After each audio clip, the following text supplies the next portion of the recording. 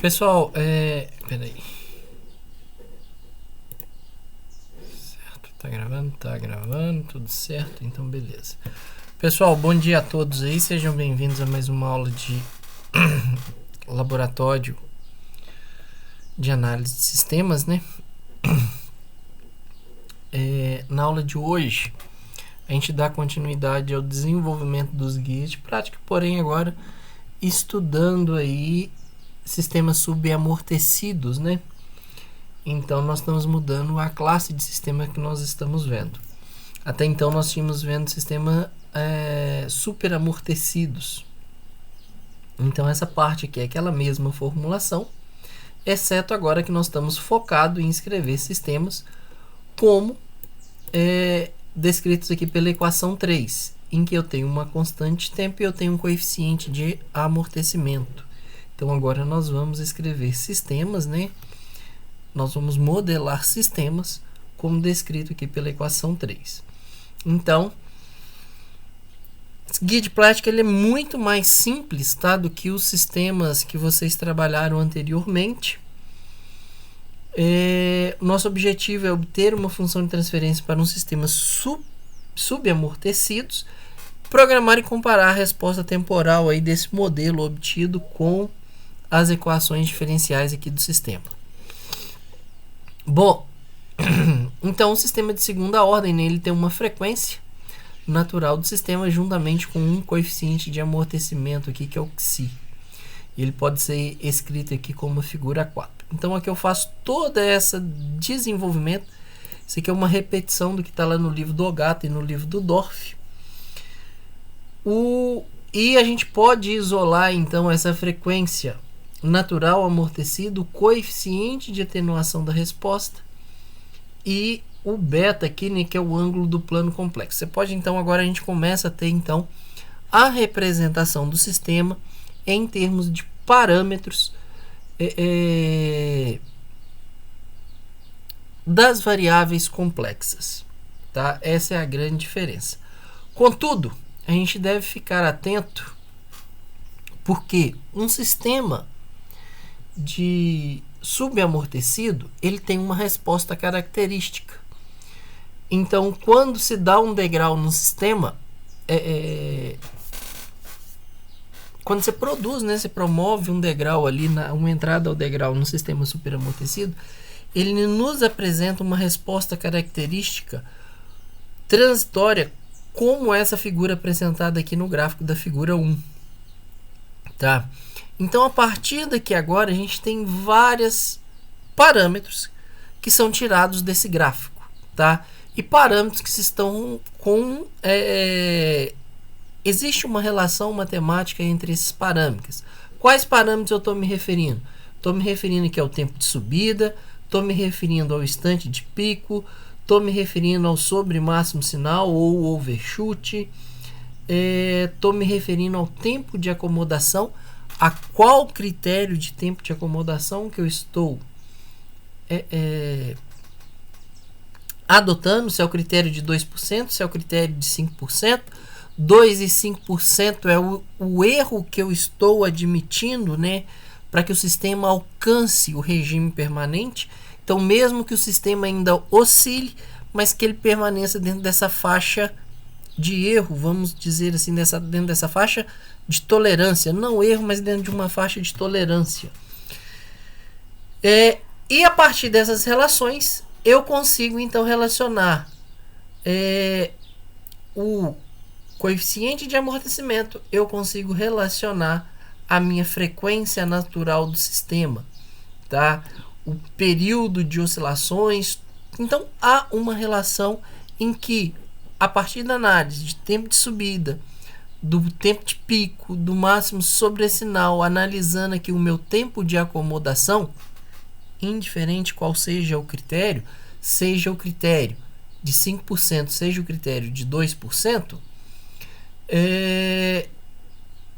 eu então consigo obter todos os parâmetros para descrever então o meu sistema, como obter uma função de transferência, como o meu sistema aqui descrito pela equação 3. Bom, O que está mudando? O sistema que a gente estava, o que nós vamos trabalhar hoje é um sistema diferente daquele que eu propus do reator químico. Por qual motivo? Porque o sistema do reator químico ele é um sistema super amortecido. Então ele não nos dá essa resposta característica visto, não em malha aberta, né? Aqui no gráfico da figura 1. O que nós precisamos fazer então? Primeiro eu troquei então um sistema. Passei para um sistema de características subamortecido. Qual sistema que é esse? É o sistema fanplate. Esse sistema às vezes vocês têm até visto ele lá no laboratório. De que ele consiste? Uma placa de alumínio presa dentro de um caixote ali de acrílico, né? Posicionado em um caixote de acrílico, que você tem um cooler posicionado em frente. Essa placa, à medida que o fluxo de ar é gerado aqui, ele promove a rotação dessa placa em torno do eixo de fixação dela. E o que a gente quer? Justamente controlar essa posição, essa inclinação aqui da placa. Isso está presente em alguns sistemas industriais em que se precisa controlar o fluxo de ar, tá? Então você quer controlar o fluxo de ar que está entrando no ambiente. Então você pode monitorar essa posição angular da placa. Isso está em dutos de refrigeração, normalmente. Então, aqui eu explico basicamente como que o processo acontece. Está aqui a dinâmica da coisa, o fluxo de ar sendo gerado. O fluxo de ar vai promover o arrasto nessa placa e vai sair aqui por essa seção de escape que ele tem ali. Basicamente o diagrama de forças é obtido a partir desse diagrama da figura 4. Só que, qual é o diferencial desse guia de prática em relação aos demais? Vocês já têm um modelo pronto. Então vocês já partem de um modelo conhecido. Qual é o modelo, né, que a dinâmica, o sistema fanplate possui? É esse modelo de segunda ordem, tá? Apresentado aqui na equação 16. A equação 16 ele relaciona para mim x1 ponto igual a x2 e x2 sendo a dinâmica da placa em si, de acordo com o fluxo de ar que entra aqui, que é o meu sinal de controle, tá? Ou a entrada do sistema ali, então. Então, x1 é a posição angular da placa, é a saída que me interessa, tanto é que a minha saída y é o estado x1. A x2 é a velocidade angular da placa, y, né, é a saída do sistema, KI, que são as constantes que aparecem aqui, nesse segundo termo da equação 16, é dado por essas relações físicas, tá, do sistema. E são parâmetros numéricos mesmo, de dimensão de dimensão construtiva ali do sistema. O que nós vamos fazer? Simplesmente programar. Então o sistema de equação está aqui, está pronto. Vocês vão fazer para mim programar essas constantes. Programar, vocês já vão ter a resposta em malha aberta. O que eu quero na atividade? Primeiro, todo mundo opera no mesmo ponto de operação, tá? Qual o ponto de operação? Θ igual a 50 graus. Então tá todo mundo controlando a placa na posição angular de 50 graus. O que nós vamos fazer então? Para esse ponto de operação de 50 graus, todo mundo trabalhando no mesmo lugar, definir o sinal de controle para levar o sistema para o ponto de operação desejado, só resolver a equação diferencial para o ponto de operação desejado, algo tranquilo aí. Programar, né, então, a entrada degrau definida por U mais 20% de U asterisco. Qual que é isso? Então, o U degrau que é que vocês vão ter que aplicar, na verdade, que eu estou padronizando a entrada ao degrau, é justamente que quando você aplicar essa entrada ao degrau, você vai obter, né, para o sistema fanplate, uma curva característica como a figura 1. Então, você vai ter um transitório característico semelhante ao da figura 1. Então, isso é feito respeitando que o sinal do degrau ali, né, a entrada degrau, o D, ele é o U que você calculou no ponto de operação mais 20%. Então você está dando um degrau positivo com variação de 20% na entrada, em torno do ponto de operação. Então, o item 3 é só plotar esse gráfico, tá? O que você vai obter? O U degrau no subplot e o figura característica igual a figura 1 para o sistema fanplate. A partir daqui, é extrair aqueles dados apresentados na figura 1. Tempo de subida, o tempo de pico, o overshoot ali, o máximo sobre pico, né, o tempo de acomodação de acordo com o critério ali de 2 e 5%.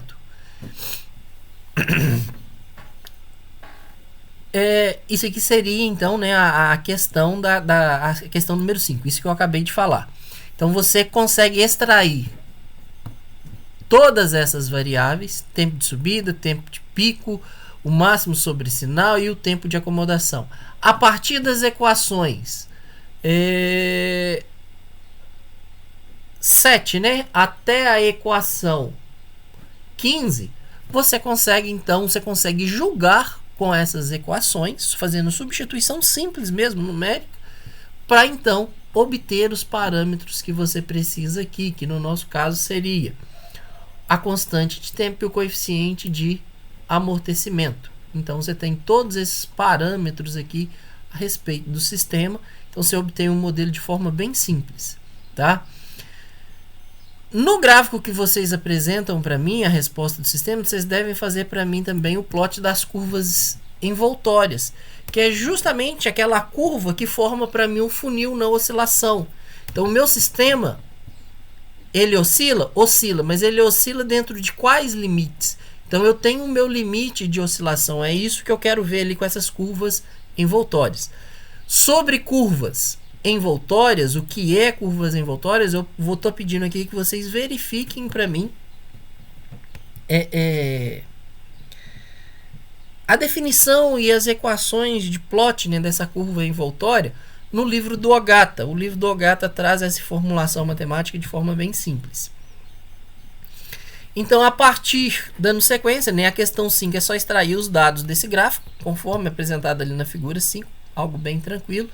A partir desses dados, usam as equações e obtêm, então, a função de transferência do sistema. Até o item 6, é tudo super tranquilo comparado ao que foi feito nesse primeiro relatório. Guia de prática 1, guia de prática 2, guia de prática 3. É muito mais simples.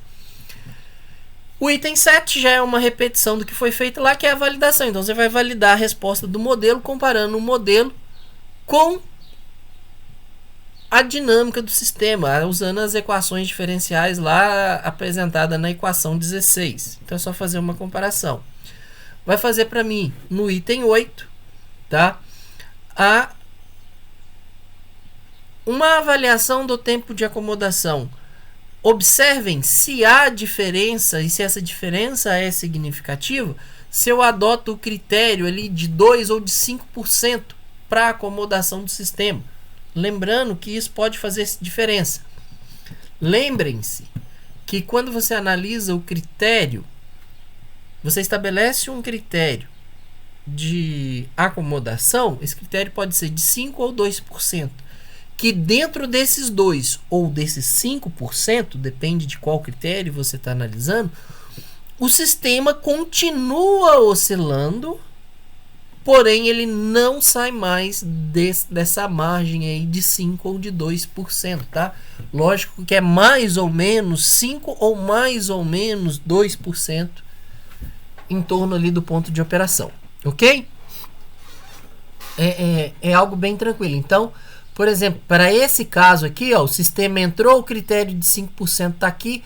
A partir desse instante aqui, mais ou menos aqui, vamos chutar que isso aqui seja 11 segundos, é onde eu tenho o tempo de acomodação do sistema TS para o critério de 5%. Já para o critério de 2%, ele ainda oscila e critério 2% dessa linha tracejada é onde está essa linha pontilhada aqui, né, que a gente tem para baixo, que seria em torno aqui de mais ou menos entre 13 e 14 segundos. Então há uma diferença aí no tempo de acomodação. É leitura gráfica mesmo, também é dado que você tira diretamente da figura. Então isso foi a questão número 8. A questão número 9, né, é calcular as raízes do polinômio característico e avaliar se... Então você já está trabalhando com a função de transferência que você obteve. Então você vai pegar o polinômio característico, o polinômio ali do denominador dessa função, e vai avaliar se as raízes condizem ou não com o efeito, com o comportamento dinâmico, na verdade, né, observado pelo gráfico que vocês obtiveram aqui no item 3, né? No item 3. Então aquela oscilação que vocês vão obter aqui no item 3, ela condiz com o resultado, com as raízes, né, na verdade, que você obtém aí do polinômio característico, o item 9. Então o item 9 ele relaciona-se, né, é um resultado numérico que deve, né, justificar o item 3. O item 10, que é o último item que eu peço aí, ele é só lembrar que o código deve ser entregue junto, então que o código deve ser comentado. Ok? Em relação ao guia de prática 4, a dúvida? Algo não ficou claro aqui no item de prática 4? Alguém tem alguma dúvida aí que não entendeu? Vale observar, tá, gente? O guia de prática 4, comparado com os 3 primeiros guias de prática que a gente fez, ele é muito mais simples. A implementação e solução aqui do guia de prática 4, ele é bem mais simples do que vocês já fizeram aqui na disciplina, né? Alguma dúvida ou eu posso continuar?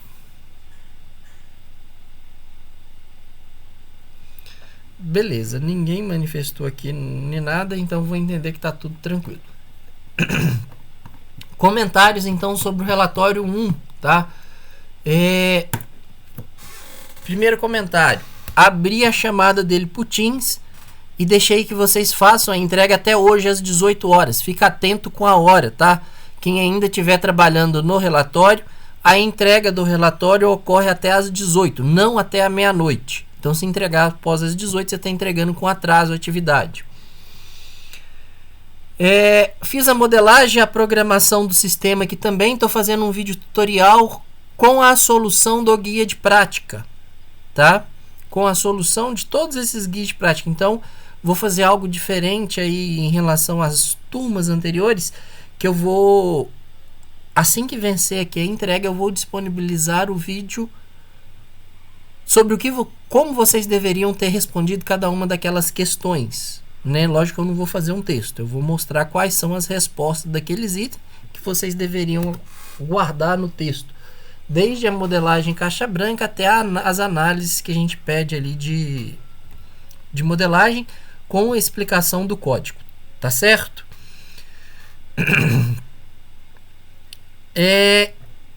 Algumas pessoas, tá, estão com dúvida na solução numérica do item 7, se eu não me engano, do guia de prática 3. Deixa eu só abrir um negócio aqui, só para eu dar uma dica. Há outras opções para quem não tiver atento ao método da bisseção lá, não tiver conseguindo resolver ela. Vou dar, tá, uma segunda opção aqui que talvez seja mais fácil de ser interpretada. Vou deixar isso aqui no chat, tá? Dei uma pesquisada na literatura sobre Ctrl C. Quem tiver com dúvida, uma outra opção é encontrar a solução, né, para a função W de Lambert. Para isso, o método numérico, né, que ele na verdade trabalha aquela equação 8 lá do guia de prática 3, e você pode encontrar a solução dela mais facilmente utilizando esse método aqui, que é o método de Rayleigh, tá? É um outro método numérico para achar a solução para a equação 8.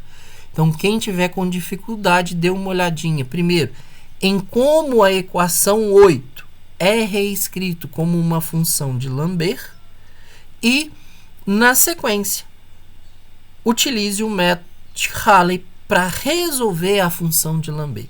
Isso está mais estabelecido na literatura para esse tipo de função. Então, acho que pode ser mais fácil de encontrar essa solução, tá? É um caminho aí talvez um pouco mais fácil para achar a resposta lá do item 7 do Guia de Prática 3. Ok? Alguma dúvida, algum comentário ou podemos encerrar essa aula de hoje?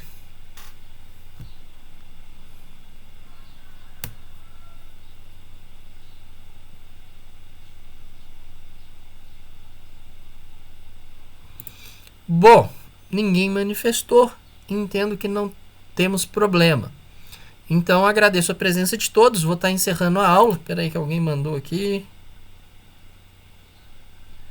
Beleza, ok, mas isso é só depois da entrega, tá, Gabriel? A correção aí vai depois da...